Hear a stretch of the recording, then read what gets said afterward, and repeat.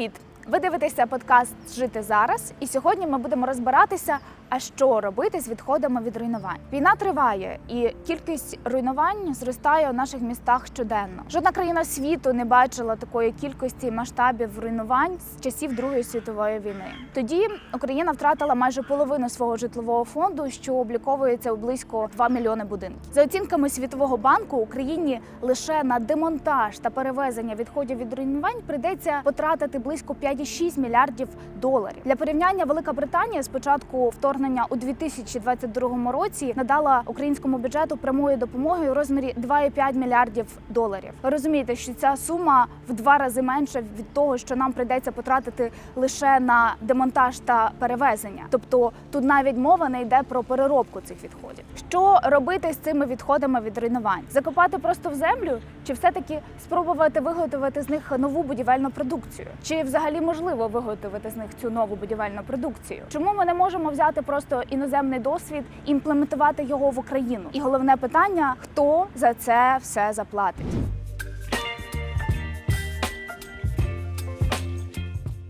Не дають нам сьогодні погодні умови знімати на вулиці, тому переміщаємося в машину, знімаємо де можемо. Коли почалися бойові дії в 22-му році, я очолювала департамент управління відходами. Ми вже тоді розуміли масштаб і серйозність проблеми. Але, напевно, найгірше було, що ні в кого не було розуміння, а як її вирішувати. Коли ми побачили перші кадри з Бучі і Ірпеня, і прийшов шок просто від звірств, які витворяли москалі, прийшло розуміння, що у нас величезна проблема з відходами від руйнувань, тому що люди звозили рештки своїх домівок просто на береги річок, в ліси, природоохоронні зони. Ми почали працювати над створенням регулювання, яке б хоча б мінімально розказало, що робити і як вирішувати проблему з відходами від руйнувань громадами безпосередньо на місцях. Ми створили робочу групу, почали працювати, але в таких питаннях насправді дуже часто недостатньо лише експертної розуміння, експертної підготовки, дуже важлива політична воля. Чималу роль тоді відіграли народні депутати і керівництво міністерств. Давайте пригадаємо, як це було, і про це нам розкаже народний депутат Олег Бондаренко. Доброго дня, Олег Володимирович.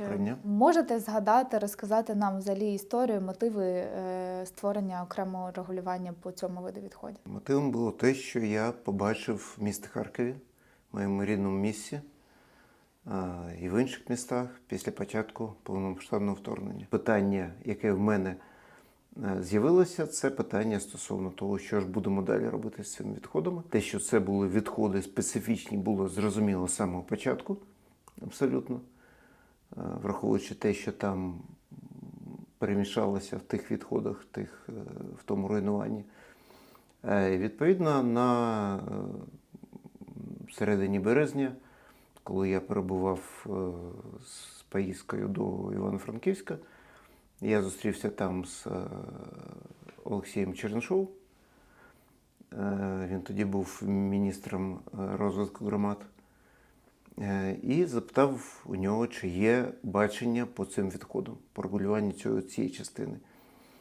Він одразу попросив мене поспілкуватися з Наталією Вікторівною Козловською. І ми почали одразу накидувати ідею і парадигму певну цієї постанови. Враховуючи те, що ми розуміли, що бажано, звісно, прийняти закон, але ми вже не встигнемо суттєво працювати і внести суттєві зміни до закону, то ми вирішили все ж таки, що це буде робитися постановою, тому спільно зробили робочу групу, залучили представників і Мінрегіону, і Міндовкілля, і громадськість, і бізнес, і тоді почали працювати. Ми зібрали групу кращих експертів і розробили постанову 1073, яка на даний момент єдина регулює управління відходами від руйнувань в Україні. Та чи все вона врегулювала, чи всі питання вирішені, з якими зараз стикаються громади на місцях, ми поговоримо з заступницею міністра Мінвідновлення Наталією Козловською.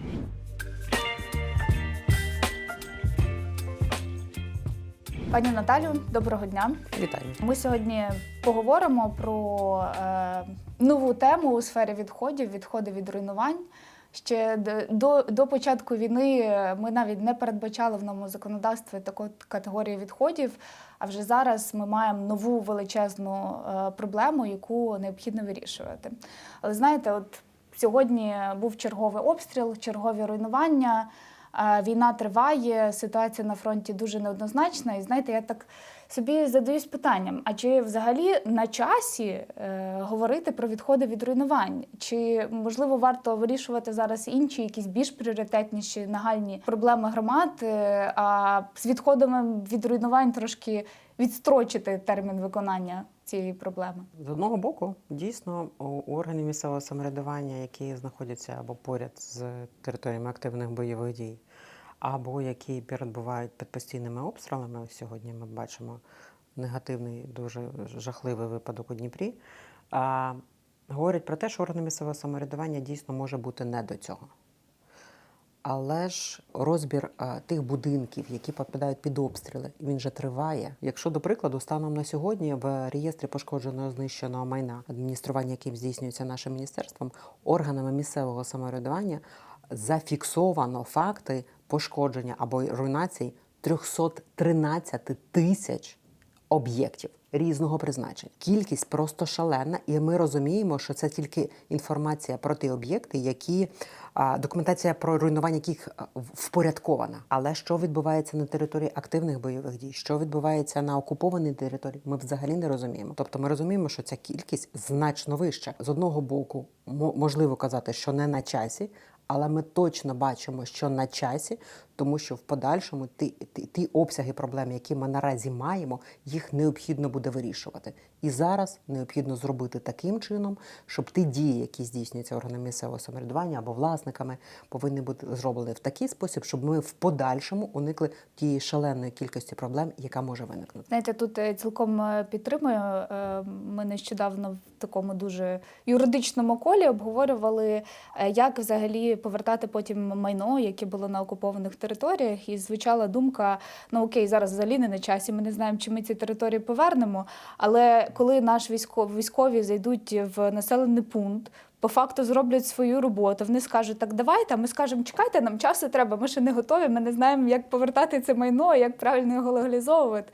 Тобто тут такого плану, мені здається, треба підготовку робити, щоб ми вже знали, що з цим робити правильно. І, власне, давайте розберемо покроково.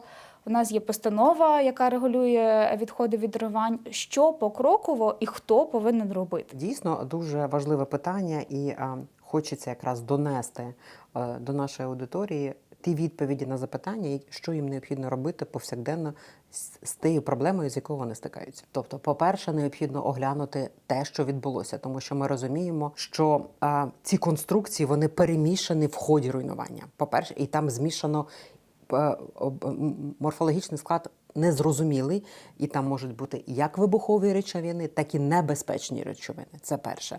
По-друге, необхідно визначити, кому воно належить. Тобто це чи приватна особа, чи це юридична особа, чи це орган місцевого самоврядування, тому що ми розуміємо, що це чиєсь майно, і воно комусь належить. І в подальшому власнику приймати рішення, а що далі.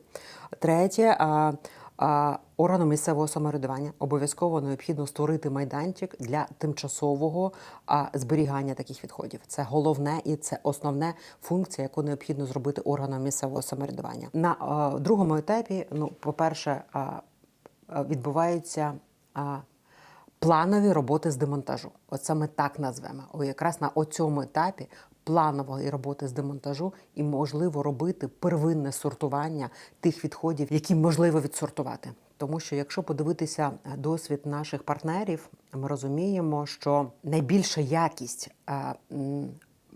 матеріалів, які можливо переробити, саме сортуються ось в такий спосіб. Тобто неможливо машинами, механізмами, просіюваннями зробити якісне сортування. Все-таки це відбувається на моменті проведення демонтажних робіт. Наступним етапом це все-таки транспортування цих відходів саме в контексті первинного сортування, скажімо так. Ну і наступне, що необхідно зробити, це все-таки зрозуміти, а яким чином вони будуть перероблені і на яких потужностях тих підприємств, які існують на території того чи іншого населеного пункту. Давайте трошки детальніше розбиратися. Тут є зруйнована якась будівля там на громаді. Хто відповідальний, хто повинен проводити там перші кроки і приймати взагалі рішення, що ми з цим робимо?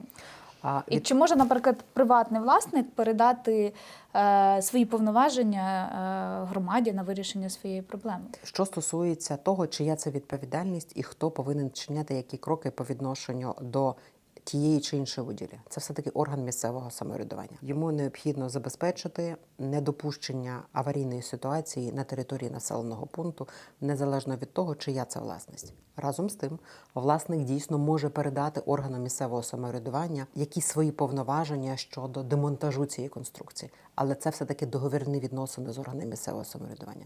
Тому що це власник, юридична або фізична особа, орган місцевого самоврядування – це все-таки орган місцевого самоврядування, який здійснює ті чи інші дії від імені громади. І тільки власнику приймати рішення щодо його бажання, що він робить з цим майном. Якщо, наприклад, мова стосується багатоквартирного житлового будинку, то це мешканці повинні прийняти рішення, що далі. Надати можливість органам місцевого самоврядування щодо демонтажу, дозволити органам місцевого самоврядування розпоряджатися, наприклад, тими залишками конструкцій, які залишилися, тому що все-таки це майно їх це залишки їх нерухомості, скажімо так. Тобто це все-таки договірні відносини між власником і органом місцевого самоврядування. Але органу місцевого самоврядування необхідно здійснити всі організаційні дії щодо того, що якщо власник бажає самостійно і здійснювати будь-які дії по відношенню до цих руйнувань, надати йому можливість доступу до місць тимчасового зберігання, надати йому можливість щодо доступу до цих приміщень в форматі демонтажу і таке інше. Тобто це такий, знаєте, симбіоз рішень, але головну роль тут відіграють органи місцевого самоврядування. Знаєте, пані Наталю, ми багато їздимо, дивимося на власні очі, що відбувається. Ми за останні роки були і в Миколаївщині, Харківщині, Чернігівщині, там на Київщині, бачили ці масштаби руйнувань. Якщо, наприклад, і ситуація відносно є дуже неоднорідною. Якщо, наприклад, там в Миколаєві цілі вулиці, де кожен другий будинок поруйнований, громади, де в кожен другий будинок є влучання, тобто пусті будинки стоять по цей час. Наприклад, в Чернігівщині ситуація, хоч там було дуже багато руйнувань, не виглядає дуже страшною. Чернігівщина, по суті, почала зразу після деокупації вирішувати свою проблему. В нас є прекрасні кейси, якими я захоплююся, коли громади самостійно приймали рішення, допомагали людям розбирати будинки. І, увага, навіть сортували свої відходи, розкладаючи їх на різні фракції цегла, бетон. Але по факту зараз ми вже, коли поїхали в 24-му році, коли вже їм донорські підрядники допомагають розбирати рештки будівель, ми побачили, що масштаб проблеми не такий вже великий. На цих місцях тимчасового зберігання не така вже велика об'єм відходів зберігається. І тут, власне, виникає питання, як ми зараз оцінюємо кількість цих відходів, якими даними зараз володіє міністерство і як оцінюється ситуація, тому що різні джерела, різні цифри називаються з різних відомств. І я навіть розумію, чому. Тому що об'єктивно прорахувати зараз органи місцевого самоврядування майже неможливо. По-перше, у нас немає методології обрахунку, і ми це, Олена, з вами знаємо, і тут наше спільне за вами завдання з'явитись так, щоб вона з'явилася, і це був інструмент для органів місцевого самоврядування для обрахунку, це перше. По-друге, ми зараз чітко розуміємо, що органи місцевого самоврядування, надаючи нам статистику, десь ми оперуємо кількістю в 600 тисяч тонн. Але ми розуміємо, що ця цифра нерелевантна абсолютно, тому що вона не враховує території поряд з активними бойовими діями абсолютно, і, відповідно, не враховує окуповані території. А в деяких випадках органи місцевого самоврядування взагалі не здійснюють такий обрахунок, а при розборі вони ці відходи вже використовують при різного роду тимчасових рішеннях. Десь підсипка дороги, десь щось. Тобто вони навіть не доїжджають до місця тимчасового зберігання, і взагалі мова не йде про якесь там сортування, переробку, а використовують його безпосередньо ось так. Тобто зараз це відбувається таким чином, і, на мою думку, це не зовсім добре. Хоча органи місцевого самоврядування, які це роблять, вони вирішують якісь свої проблемні питання, які виникають станом на сьогодні, ось в такий спосіб. Ну, власне, розбір цифр дуже великий. От минулого тижня розмовляли з Маріуполем. Маріуполь оцінює тільки на їхній території десь від руйнувань 10 мільйонів тонн відходів. Я думаю, що Тобто це остаточну такі- цифру ми з вами зрозуміємо після нашої перемоги, після деокупації всіх населених пунктів, і тоді ми з вами зможемо тільки оцінити загальний масштаб проблем. Тому будь-яка цифра, яка б зараз не називалася, вона абсолютно нерелевантна, тому що не відображає всієї картини. Станом на дату публікації цього подкасту громадська організація Ресінк, член коаліції UST, розробила методичні рекомендації з оцінки прогнозованих обсягів утворення відходів від руйнувань. Це нескладна формула, за допомогою якої громади зможуть порахувати кількість відходів як загальну, так і за компонентами, як то бетон, цегла, дерево, побутові відходи тощо, маючи інформацію лише про площу руйнування будинку та тип забудови. Так, наприклад, щоб оцінити загальну масу утворених відходів від руйнувань на об'єкті садибної забудови, тобто приватного будинку, треба площу забудови об'єкта помножити на норму, виведену нашими експертами. От, власне, по суті, зараз у нас ми здійснюємо здебільшого дві операції, по більшості громад. Це демонтаж будівель і вивезення на оці місця тимчасового зберігання відходів. З переробкою є в нас кейси, але не зовсім позитивні, про них трошки пізніше поговоримо.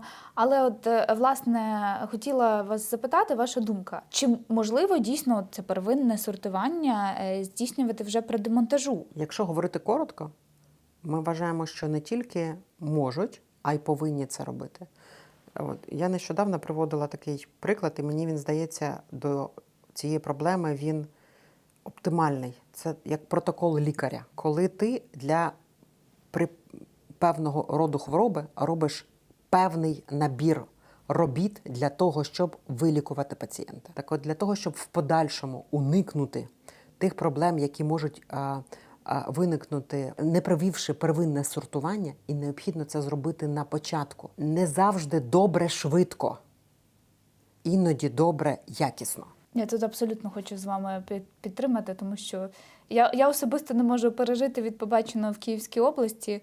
Ми поїздили трошки, на жаль, Київська область не завжди укрупнюється.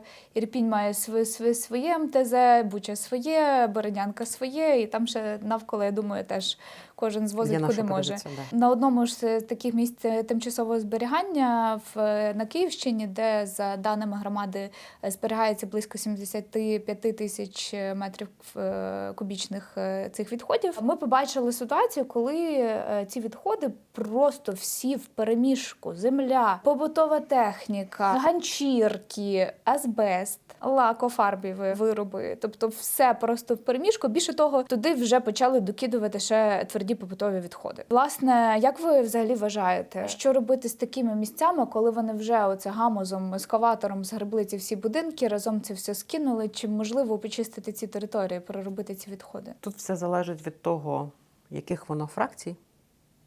І ми розуміємо, якщо це мілкі фракції, то це буде майже неможливо, тому що, як показує досвід наших партнерів, наприклад, японців, які дуже уважно ставляться до охорони навколишнього природного середовища, і для них кругова економіка – це не просто слова, то по відношенню до тих фракцій, які є мілкими, дуже складно буде щось робити, тому що зробити якісну переробку в форматі просіювання майже неможливо. Ви не досягаєте тієї мети. Чим крупніша фракція, тим можливо це зробити, але це буде затратніше по самому процесу. Ми це розуміємо. Тобто якраз ось тут орган місцевого самоврядування, який пішов таким шляхом, він у подальшому доповнює собі проблеми. Тому і важливо ось використати той рецепт, про який я говорила, щодо послідовності дій. Це дуже важливо, тому що в подальшому виникне питання, а що нам робити? От, власне, ви згадали наших японських партнерів. Дійсно, наскільки мені відомо, передають техніку, якою вони користуються, але я не чула ще фактів переробки. Чи відомо вам десь спроби переробки відходів, чи пробувались позитивні, негативні кейси? Є декілька прикладів, про які вже можливо говорити. Зараз поки що формат переробки – це формат зменшення фракцій для того, щоб використовувати як підсипку для якихось робіт, які необхідні органам місцевого самоврядування. Нашою основною метою є можливість виготовлення будівельної продукції з перероблених відходів. Тобто це ті підходи, які застосовуються в розвинених країнах, і взагалі сформована філософія кругової економіки по відношенню до будівельних відходів. Я не буду це називати відходами від руйнувань, тому що до початку повномасштабного вторгнення в Україні взагалі не існувала філософія повторного використання відходів від будівництва, називаємо це так. Це взагалі не було інтегровано ні в законодавчу, ні в нормативно-правову, ні в нормативну базу. І, відповідно, не існувало стандартів на ту продукцію, яка може бути використана в цій частині. Тому зараз ми працюємо над тим, щоб започаткувати в Україні цю філософію, надати можливість виробникам будівельної продукції мати розуміння того, які повинні бути, по відношенню до якої категорії будівельних виробів це може бути взагалі застосовано, і які стандарти виготовлення цієї продукції повинні бути для того, щоб забезпечити якість цієї продукції. Тому що основна мета – це все-таки стійкість, міцність і надійність конструкції, яка буде збудована в майбутньому, щоб будинок був якісний і щоб він з плином часу не зазнавав руйнувань.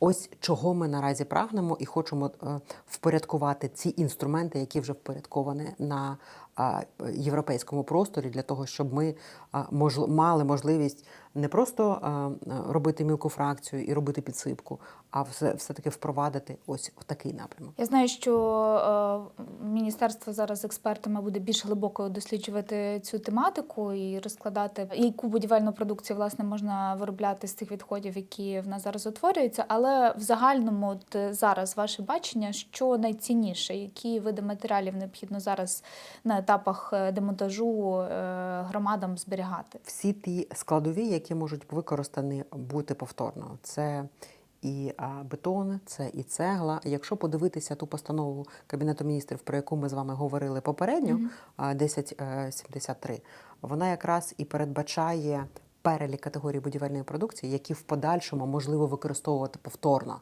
Тобто, в принципі, необхідно на неї просто подивитися, і органи місцевого самоврядування це буде такий попередній інструмент щодо того, яким чином може бути здійснено попереднє сортування. Я сподіваюся, що спільно з нашими партнерами з проектом ПРООН ми зробимо такий класифікатор будівельної продукції, який в принципі можливо використовувати в подальшому, що це, які відходи від руйнувань можуть бути зреалізовані, в які види продукції і так далі, і зможемо впорядкувати стандарти саме на виготовлення такої продукції. Пані Наталя, ви насправді зачепили дуже цікавий і серйозний пласт питання, а саме поводження з відходами будівництва та знесення.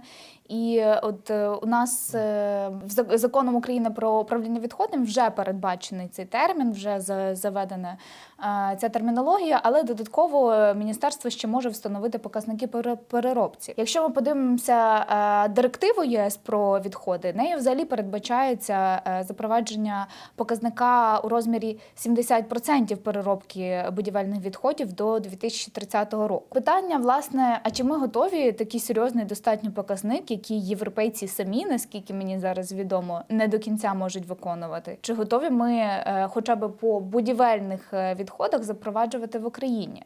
Тому що там в моєму розумінні будівельні відходи трошки простіші в поводженні, ніж відходи від руйнувань, хоча, знову ж таки, виклики стоять ті самі, як їх переробити, як використати їх при повторному будівництві. От, власне, яка зараз ситуація, які настрої в міністерстві? Хочу нагадати, що з 1 січня 2023 року набув закон України про надання будівельної продукції на ринок. Він набув чинності. І це імплементація Україною так званого 305-го технічного регламенту Європейського Союзу щодо якості будівельної продукції. І ми наразі завершили його імплементацію. У нас прийняті всі підзаконні нормативно-правові акти. Зараз іде формування тієї технічної бази, яка буде перевіряти якість такої продукції. Зараз іде формування мережі лабораторій, які будуть формувати таку якість. А до цього часу ми повинні забезпечити свою частину роботи, яка затвердить перелік категорій продукції, які можуть бути вироблена з відходів від руйнувань або з відходів від монтажу, розробити стандарти розробки такої будівельної продукції, тому що це нетиповий підхід, який наразі дуже обережно використовується і в країнах Європейського Союзу. Тобто ми свого часу прийняли відповідне законодавство, яке забезпечить якість такої продукції, і зараз ми будемо готові до того, щоб забезпечити якість цієї продукції, яка буде в подальшому випускатися, і ми планомірно рухаємося до 100% інтеграції цього законодавства в цій частині. 70% високий показник. Я думаю, що він дуже високий показник.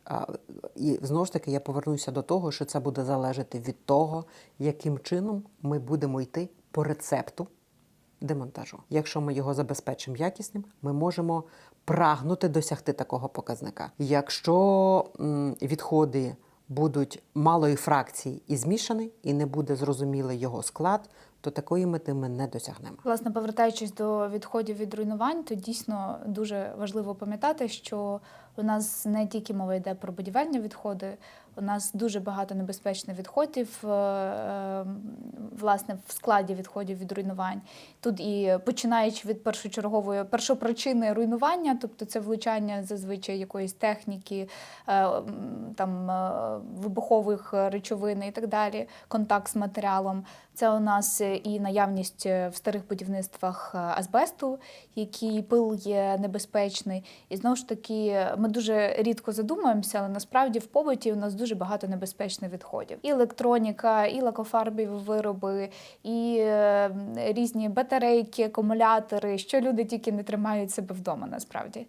І, власне, знаєте, ми хотіли би показати нашим глядачам, коли ми їздили по Київщині, побачили дуже неприємну ситуацію, коли відходи від азбесту вистелені у вигляді дороги до сміттєзвалища, і по ній постійно їздить техніка. Давайте подивимося невеличкий сюжет. Ми приїхали в Київську область. Зараз ми знаходимося біля села Горенка. Тут дуже красиве озеро. Влітку відпочивають люди. Біля озера знаходиться давнє несанкціоноване сміттєзвалище, яке ніяк не можуть закрити і заборонити тут звозити побутові відходи. Але ми бачимо, що після початку війни сюди почали звозити ще відходи від руйнувань. І якби це просто була б інертна цегла і бетон з зруйнованих будинків, але ми бачимо, що дорогу безпосередньо вистелили азбестом, шифером. Проблема в тому, що він крошиться,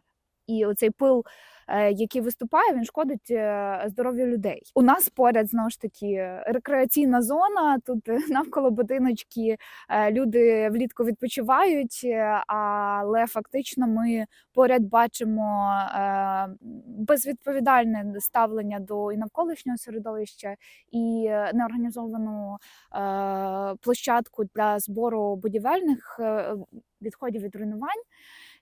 І на мій особистий погляд, ну, власне, мене вражає, от як ми скинули цю кучу азбесту безвідповідально на роки. Це потім почистити буде дуже складно. Так проблему ми точно з відходами від руйнування не вирішимо. По-правильному, азбест, оцей весь, що в нас під ногах, треба окремо відсортовувати і окремо збирати, передавати ліцензіатам, які мають право на управління відходами небезпечними. Але складність в тому, що його дійсно важко з ним далі працювати. У Європі є окремі протоколи роботи з азбестом. Просто питання, що у нас тільки нещодавно азбест на законодавчому рівні був заборонений, і ми ще не встигли привести протоколи. Але це не означає, що зараз люди не знали, що це є небезпечні відходи, і просто їх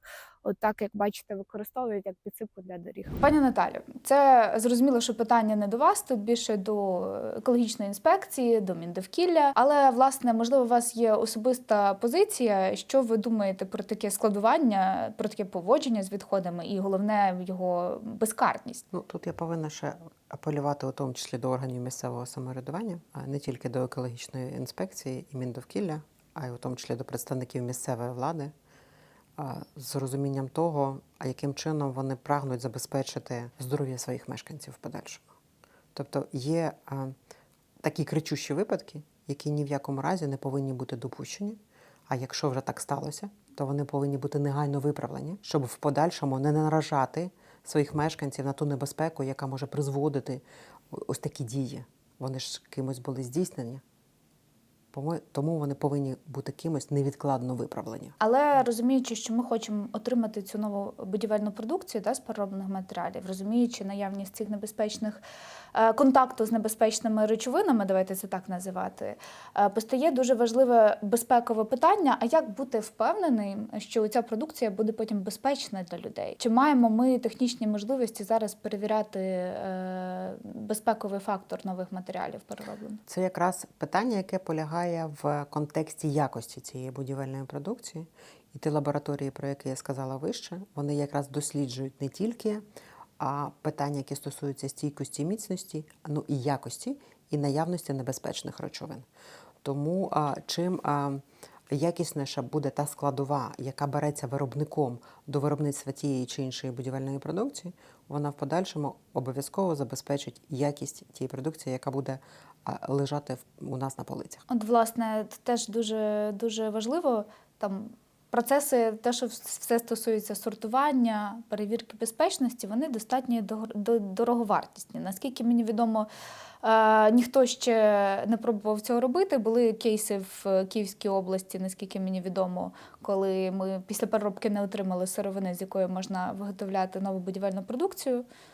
Якщо хочете щось прокоментувати, то якраз можливість. Попередні дослідження говорять про те, що використання при виробництві будівельної продукції вторинних матеріалів, воно підвищує вартість такого виготовлення. Ми всі повинні бути до цього готовими. І це зараз говорять виробники, які прагнули дослідити цю складову, розуміючи, наскільки це важливо для держави і наскільки необхідно взагалі опікуватися відходами від руйнувань, тому що їх шалена кількість. Я хочу подякувати тим виробникам, які робили це самостійно для того, щоб подивитися, яким чином це вплине як на виробництво, на логістику, на економічну складову, на подальшу якість. І ми подивилися, наскільки це може бути дорожче в подальшому. Але ми розуміємо, наскільки це необхідно. Тобто завдяки їх роботі ми зараз бачимо, які взагалі підходи, що нам необхідно зробити, які кроки необхідно зробити всім спільно для того, щоб забезпечити ту мету, до якої ми всі прагнемо. Тому, що стосується, скажімо так, не зовсім якісних підходів до тих випадків, про які ви говорите в Київській області, вони тому і не мали в подальшому виробленої будівельної продукції, тому що не було забезпечено оце якісне сортування на початку. Не просто якісне, будь-яке. Неможливо виготовити якісну будівельну продукцію, коли в тебе початковим матеріалом, самою сировиною, є одночасно подрібнений бетон, деревина, скло, пластик і азбест, наприклад. І ви ніколи з цього набору інгредієнтів якісний суп не отримаєте. Я додам для наших глядачів і слухачів, щоб трошки було зрозуміло контекст. Один з кейсів, коли взагалі ми пробували в Україні переробляти ці відходи, ніби використовуючи провідні європейські технології, переробки, техніку, були подрібнені бетонні плити. Була спроба виготовити, власне, новий матеріал з цієї сировини, але коли довезли сировину в лабораторії, по факту побачили там змішання всього, що можна було на майданчику знайти, і відповідно про якийсь якісний матеріал, про виробництво з переробленого бетону новий бетон мова взагалі не могла йти, або воно було дуже дороговартісне. Переходжу плавно до наступного питання. Виглядає, що ця вся процедура якісної переробки і виготовлення нових матеріалів буде дуже дороговартісно. Ми зараз володіємо тими цифрами, наприклад, розбір в Харкові багатоповерхівки, якщо не помиляюся, 16-поверхової, обходиться в 17 мільйонів гривень. Це так на хвилинку серйозні Демонтаж. суми. Це Демонтаж. тільки демонтаж без сортування, без перевезення, без його якогось оброблення і виготовлення нової продукції. Хто, на вашу думку, повинен це фінансувати? Звідки брати ресурс? І чи є надія на наших партнерів? Питання, яке потребує такого симбіозу рішень, тому що питання демонтажу будівлі, а це питання, яке стосується органу місцевого самоврядування і власників цієї будівлі. І ми розуміємо, питання демонтажу – це вартісний процес. Він ніколи не був безкоштовним. Розуміння того, скільки часу на це необхідно буде витратити для того, щоб якісно демонтувати. Не просто демонтувати і поскладати, а якісно демонтувати, щоб цю сировину в подальшому можливо назвати якісною сировиною. І тоді в подальшому можливо використовувати. А сировина – це також продукт, який щось коштує. Ті виробники будівельної продукції, які будуть приступати до переробки, це розуміють. І все буде залежати від того, а яка це продукція, які будівельні майданчики можливо в подальшому використовувати, хто буде переробляти цю будівельну продукцію, наскільки він далеко знаходиться від місця демонтажу. Це все буде впливати на якість цієї продукції, яка буде в подальшому виготовлена. Однозначно сказати, наскільки це вплине, ми не можемо, але це однозначно вплине в контексті збільшення вартості того чи іншого матеріалу. Знаєте, я завжди привожу собі аналог з побутовими відходами. У нас питання побутових відходів в країні досі не вирішене, тому що ми боремося там, ми сортувати хочемо, переробляти, це одне то саме, чи це не різні процеси. Ну, з моєї експертної позиції, вторсировина в відходах – це єдине прибуткове побутове відходи, яке може хоча б якось компенсувати складову вартості переробки відходів. І от це більше питання до Олега Володимировича. Вони зараз там приймають новий закон про управління упаковкою, відходами упаковки. І, власне, питання буде, яку регуляцію вони запровадять для розширеної відповідальності виробника. Але у наших відходах це якраз будівельні матеріали, які можуть мати цінність, можуть мати вартість.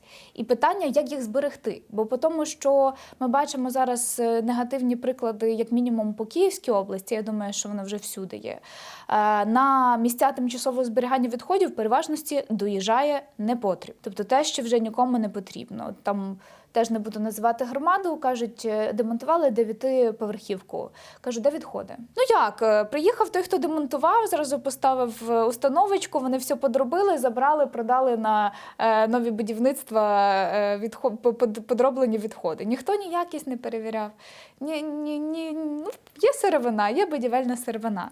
От, власне, чи є у вас якась позиція? Я розумію, що зараз, можливо, рішень немає, тому питає, власне, пропозицію, а що робити з такими зловживаннями? Тому що точно не підрядник, який демонтує будинок, власник цих відходів. Якраз та постанова 1073, про яку ми з вами говорили, і говорить про те, що однією з складових при демонтажу необхідно визначити, а хто власник цих відходів. Не може будь-яка організація, яка здійснює демонтаж і не є власником того об'єкта нерухомості або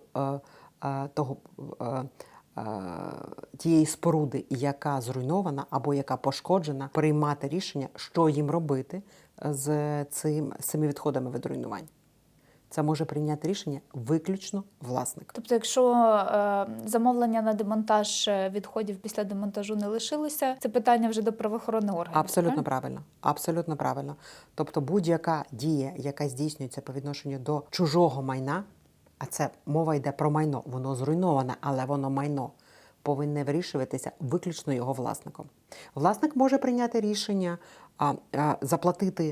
не платити підрядній організації, яка здійснює демонтаж, а віддати їм ці відходи від руйнувань. Це їх рішення, і вони його приймають ось в такий спосіб. Але воно повинно бути прийнято, якщо воно таким є. Не може підрядна організація на свій розсуд вирішувати, що вони з ним роблять. Як ви бачите надію, що європейці, як мінімум, які всюди на кожному кроці зараз дуже активно почали говорити про кругову економіку, про переробку відходів, про green transformation. Чи бачите ви зараз по відчуттях, що вони готові цю достатньо дороговартісну складову поводження з відходами від руйнувань фінансувати при, наприклад, там відбудові хоча б донорських проєктів. От там для прикладу, давайте на прикладі, тобто донори зараз там готові відбудовувати наші школи. Але щоб відбудувати школу, треба прибрати стару школу, правильно? Тобто матеріали, які після неї залишились. Чи закладають вони вже свої проекти нові поводження з відходами від руйнувань? По-перше, хочу подякувати всім партнерам, які з нами працюють в цьому контексті. Їх велика кількість, і те, що відбувається, говорить про те, що ми всередині можемо швидше впровадити ту філософію поводження з відходами від руйнувань, якої в країні не існувало. Це перше. По-друге, ми повинні з вами розуміти, що за нас, нашу з вами роботу, ніхто не зробить. Ми можемо дякувати за ту допомогу, яка надається, але шалена кількість роботи повинна бути зроблена нами самостійно. Я, як представник міністерства, повинна точно зробити всю необхідну роботу для надання інструментів, яким чином це робити. А органи місцевого самоврядування спільно з власниками якісно його реалізовувати. Дійсно, коли партнери допомагають, це добре, і ми бачимо приклади того, як це повинно бути зроблено, і це використовувати. Але говорити про те, що за нас нашу роботу хтось зробить, ми не можемо і не повинні. Чи плануєте ви запроваджувати додаткові регуляції для ринку, для будівельного ринку, аби був стимул потім використовувати ці продукти? Бо основою економіки – попит, пропозиція. Поки не буде попиту, пропозиції теж не появиться. Дійсно, існуюче законодавство і закон про регулювання містобудівної діяльності говорить про те, що органи місцевого самоврядування після завершення воєнного стану повинні позбавитися такого поняття взагалі, як місця тимчасового зберігання відходів від руйнувань, зробити рекультивацію земель і таке інше. Але не маючи інструментів, яким чином вони повинні позбавитися цих відходів, вони це зробити не зможуть. Тому, да, дійсно, ми зараз працюємо над тим, щоб впровадити інструменти переробки, стандарти переробки і запровадити регуляцію обов'язковості застосування такої будівельної продукції при будь-якому виді будівництва з перероблених матеріалів, для того, щоб ми мали можливість стимулювати виробників робити цю продукцію, тому що ми розуміємо, що виготовлення цієї продукції буде коштовніше, ніж традиційний підхід. Олег Володимирович, ми бачимо зараз, постанова вводить термін відходи від руйнування, але в новому законі про управління відходів такого терміну не існує. Ми добре знаємо, що зміни зараз в парламенті дуже важко проводити. Скажіть, чи взагалі включно інші зміни, які треба буде відрегулювати, щоб ця процедура по відходах від руйнувань працювала? Чи є, як ви відчуваєте, чи є політична воля зараз парламенту голосувати такі, можна сказати, дотично-екологічні питання під час війни? Чи взагалі в нас є шанс оновити законодавство, щоб врегулювати до кінця це питання? Розповім спочатку про технічну сторону, яким чином це можна зробити. Станом на зараз в Верховній Раді знаходяться 3 альтернативні один одному законопроекти про, назову так, як вони мають називатися, про пакування і відходи пакування. І мінімум в 2 з цих законопроєктів є зміни до основного закону, до рамкового закону про управління відходами. І в цих змінах передбачені в тому рахунку і зміни в частині запровадження терміну відходи руйнування і часткове регулювання цієї проблематики. Я повністю з вами погоджуюсь, що без законодавчого регулювання цього питання на рівні закону далі рухатися буде дуже складно. Дуже складно, тому що в нас все ж таки ієрархія є абсолютна. І для того, щоб ці відносини закривалися повністю, потрібно це регулювання створювати на рівні закону. Тепер щодо другої частини питання. Чи можемо ми це провести? Я впевнений, що ми це зможемо провести, якщо ми зараз якісно доопрацюємо закон про пакування і відходи пакування і винесемо це спочатку на комітет як альтернативну версію цього законопроекту, потім на Верховну Раду на перше читання, до другого читання доопрацюємо якісно з урахуванням зауважень і пропозицій всіх стейкхолдерів. то я впевнений, що ми це питання врегулюємо, і я впевнений, що воля Верховної Ради на це буде. Тим більше, враховуючи те, наскільки ми ретельно опрацьовуємо зараз законопроект, наскільки ми якісно, мені так здається принаймні, співпрацюємо з усіма стейкхолдерами, то я думаю, що ми знайдемо достатню кількість голосів на цю ініціативу. Тим більше, що ця ініціатива, безумовно, знаходиться в складі всіх наших зобов'язань перед Європейським Союзом. Вона знаходиться в тому рахунку і в складі всіх системних законопроєктів, які від нас потребують наші донори в тому рахунку.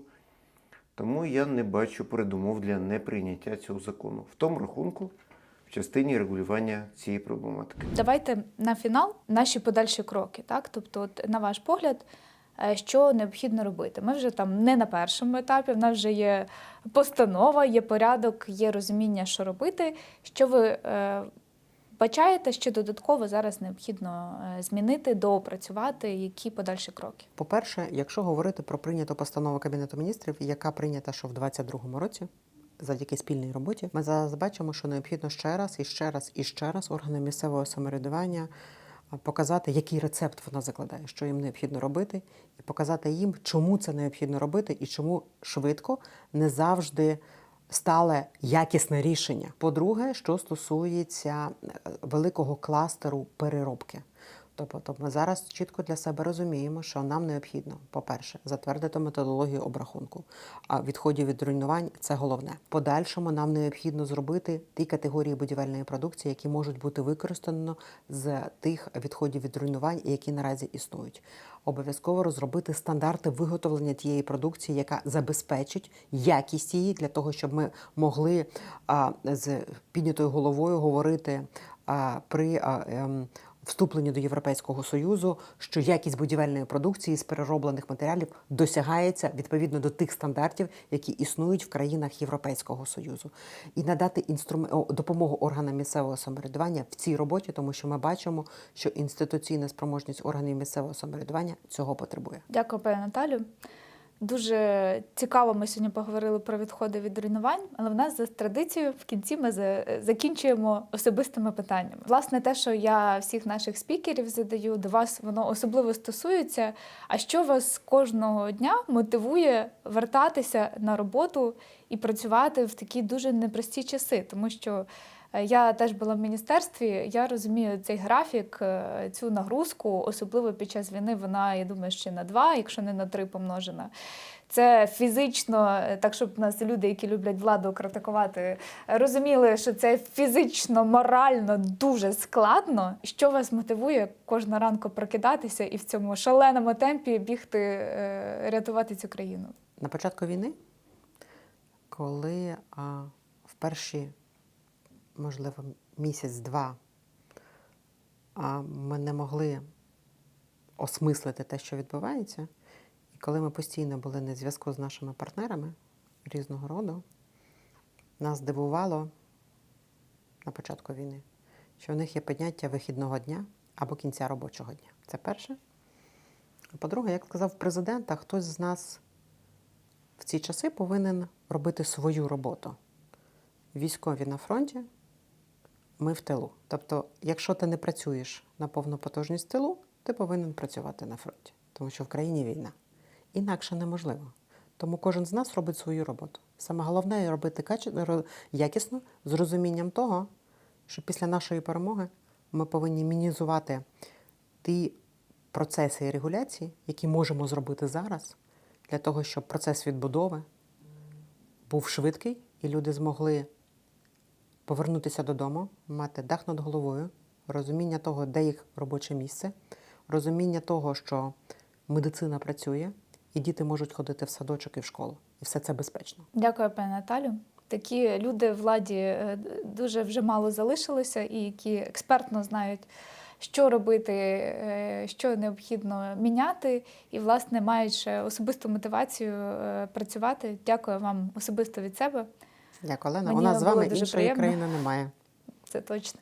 Тому будемо працювати і старатися зробити цю країну краще. Дякую, Дякую. пані Наталю. Дякую вам. Дякую всім, хто додивився. Я надіюся, що було цікаво послухати цю достатньо експертну розмову про відходи руйнування, але це те, що стосується кожного з нас, бо ми вже майже не маємо населених пунктів, яких не зачепила війна, і ми багато чуємо про сміттєзвалища побутових відходів, про цю проблему, але відходи від руйнувань можуть для нас стати ще більшим викликом, і необхідно відповідно готуватися і вже вирішувати цю проблему.